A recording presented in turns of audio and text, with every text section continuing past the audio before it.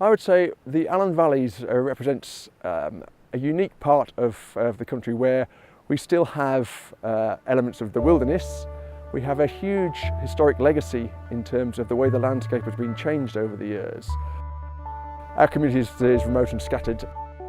so therefore we have very dark skies which enable us to have fantastic views of the night sky throughout the year. The landscape partnership itself has, I think, already demonstrated a very large impact across the wide areas it's worked in. So AVEL, so having been established as an initiative of the landscape partnership, is in an ideal position to take on some of the projects as they developed, and particularly to look at sustaining the project after the finish of the landscape partnership. When we look at the projects we have been involved in, of which the highest profile to date is the Community Observatory at Allen Heads.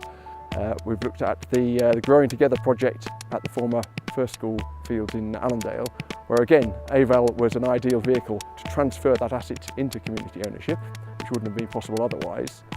And looking at the site we're on now at Barney Craig Mine Shop, we now have the involvement of the local community here in Carshield to look at the rest of the building and what particular use they would want to put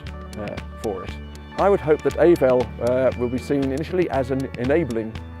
force, and that people will come through AVEL and its ability to own assets to take the lead in making some of these things work for the benefit of the community, to generate some income, to bring people into the valleys, which will therefore allow us to go forward and sustain the life that we have here.